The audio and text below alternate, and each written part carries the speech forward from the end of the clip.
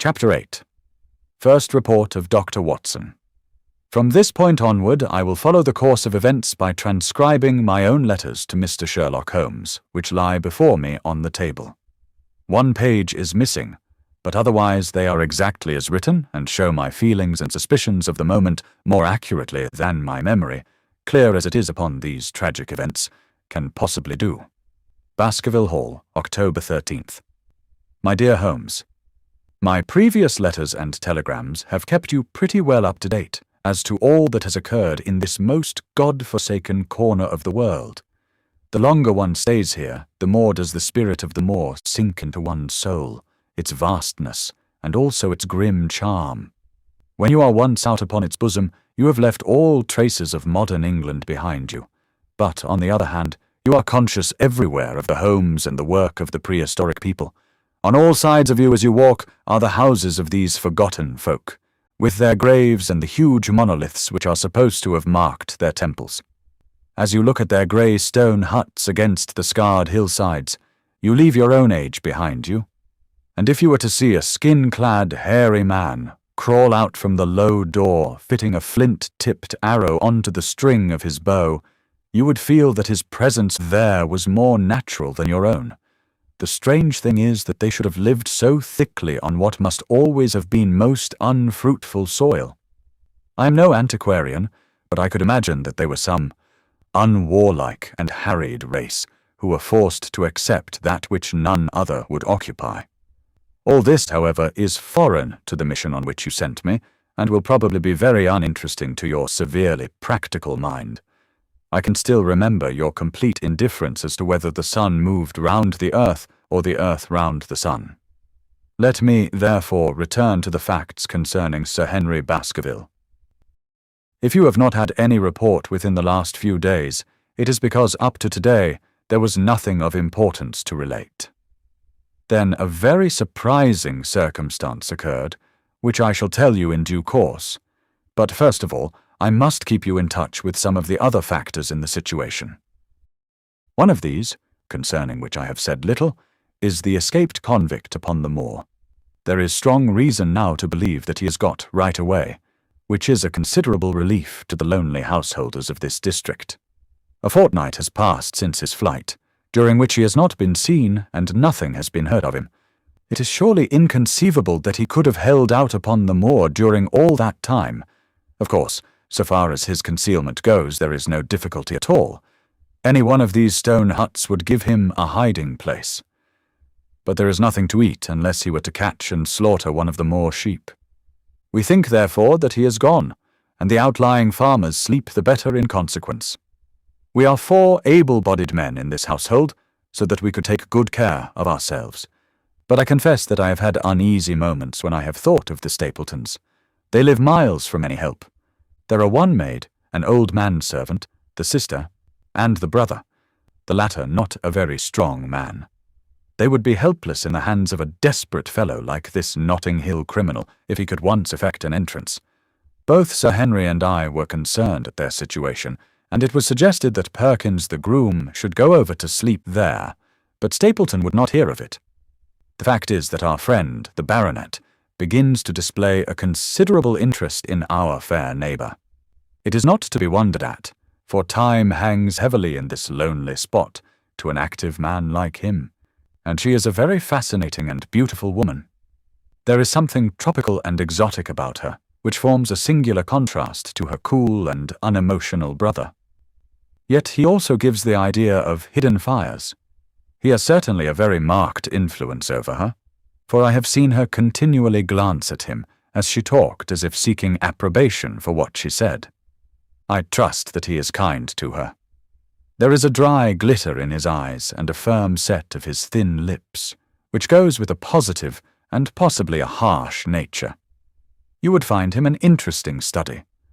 He came over to call upon Baskerville on that first day, and the very next morning he took us both to show us the spot where the legend of the wicked Hugo is supposed to have had its origin.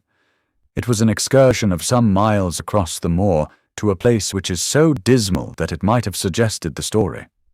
We found a short valley between rugged tors which led to an open, grassy space flecked over with the white cotton grass. In the middle of it rose 2 great stones, worn and sharpened at the upper end until they looked like the huge corroding fangs of some monstrous beast. In every way it corresponded with the scene of the old tragedy. Sir Henry was much interested, and asked Stapleton more than once whether he did really believe in the possibility of the interference of the supernatural in the affairs of men. He spoke lightly, but it was evident that he was very much in earnest.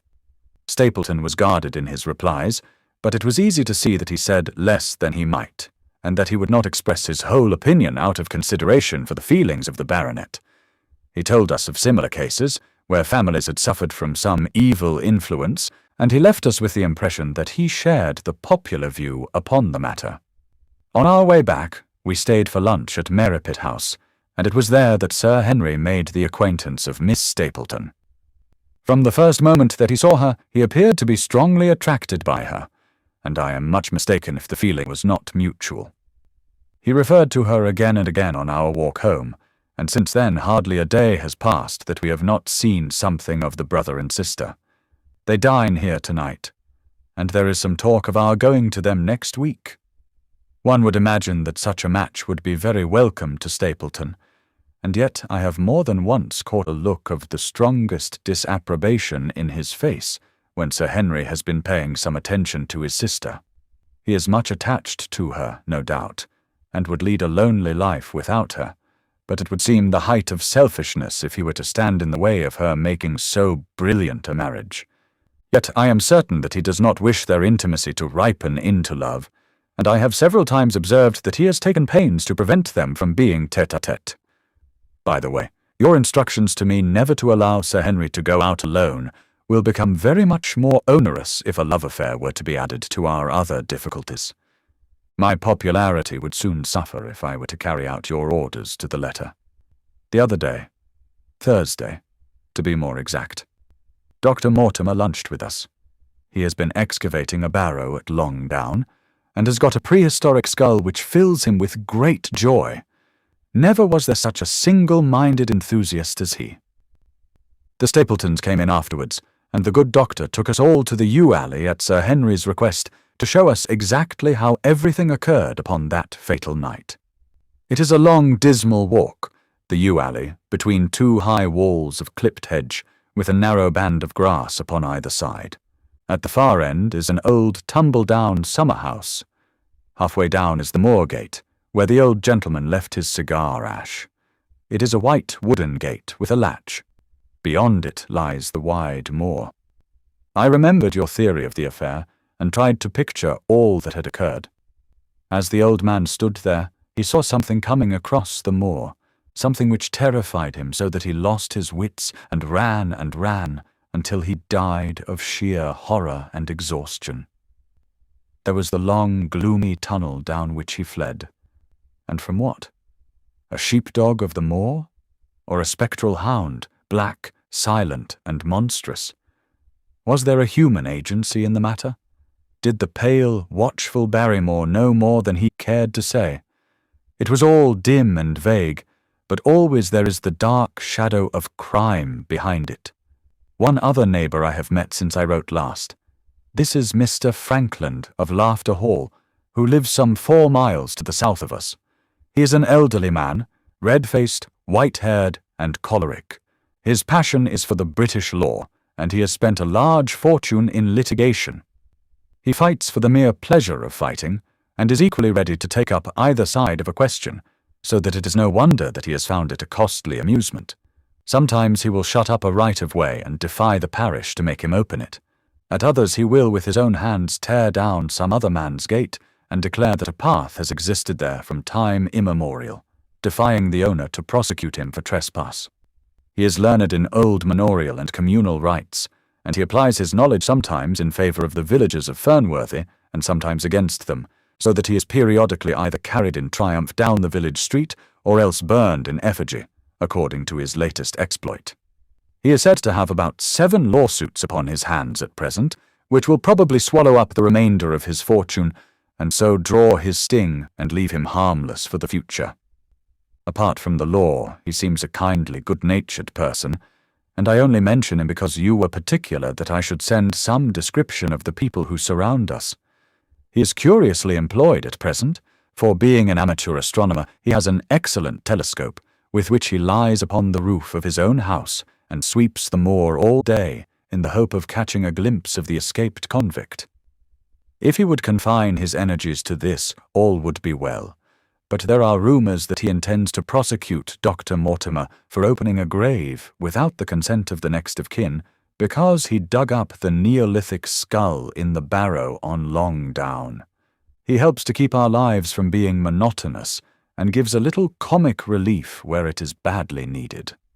And now, having brought you up to date in the escaped convict, the Stapletons, Dr. Mortimer, and Frankland of Laughter Hall, let me end on that which is most important, and tell you more about the Barrymores, and especially about the surprising development of last night. First of all, about the test telegram, which you sent from London in order to make sure that Barrymore was really here. I have already explained that the testimony of the postmaster shows that the test was worthless, and that we have no proof one way or the other. I told Sir Henry how the matter stood, and he at once, in his downright fashion, had Barrymore up, and asked him whether he had received the telegram himself. Barrymore said that he had. "Did the boy deliver it into your own hands?" asked Sir Henry. Barrymore looked surprised, and considered for a little time. "No," said he. "I was in the box room at the time, and my wife brought it up to me." "Did you answer it yourself?" "No. I told my wife what to answer, and she went down to write it." In the evening he recurred to the subject of his own accord. "I could not quite understand the object of your questions this morning, Sir Henry," said he. "I trust that they do not mean that I have done anything to forfeit your confidence." Sir Henry had to assure him that it was not so, and pacify him by giving him a considerable part of his old wardrobe, the London outfit having now all arrived. Mrs. Barrymore is of interest to me. She is a heavy, solid person, very limited, intensely respectable, and inclined to be puritanical. You could hardly conceive a less emotional subject. Yet I have told you how, on the first night here, I heard her sobbing bitterly, and since then I have more than once observed traces of tears upon her face. Some deep sorrow gnaws ever at her heart. Sometimes I wonder if she has a guilty memory which haunts her, and sometimes I suspect Barrymore of being a domestic tyrant. I have always felt that there was something singular and questionable in this man's character, but the adventure of last night brings all my suspicions to a head. And yet, it may seem a small matter in itself. You are aware that I am not a very sound sleeper, and since I have been on guard in this house, my slumbers have been lighter than ever. Last night, about 2 in the morning, I was aroused by a stealthy step passing my room. I rose, opened my door, and peeped out.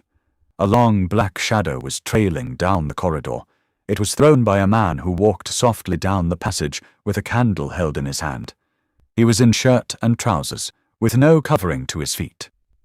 I could merely see the outline, but his height told me that it was Barrymore.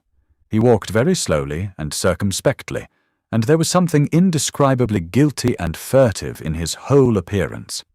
I have told you that the corridor is broken by the balcony which runs round the hall, but that it is resumed upon the farther side. I waited until he had passed out of sight, and then I followed him. When I came round the balcony, he had reached the end of the farther corridor, and I could see from the glimmer of light through an open door that he had entered one of the rooms. Now, all these rooms are unfurnished and unoccupied, so that his expedition became more mysterious than ever. The light shone steadily, as if he were standing motionless. I crept down the passage as noiselessly as I could, and peeped round the corner of the door. Barrymore was crouching at the window with the candle held against the glass. His profile was half turned towards me, and his face seemed to be rigid with expectation as he stared out into the blackness of the moor. For some minutes he stood watching intently. Then he gave a deep groan, and with an impatient gesture he put out the light. Instantly I made my way back to my room, and very shortly came the stealthy steps, passing once more upon their return journey. Long afterwards, when I had fallen into a light sleep, I heard a key turn somewhere in a lock, but I could not tell whence the sound came. What it all means I cannot guess, but there is some secret business going on in this house of gloom which sooner or later we shall get to the bottom of. I do not trouble you with my theories, for you asked me to furnish you only with facts. I have had a long talk with Sir Henry this morning, and we have made a plan of campaign founded upon my observations of last night. I will not speak about it just now, but it should make my next report interesting reading.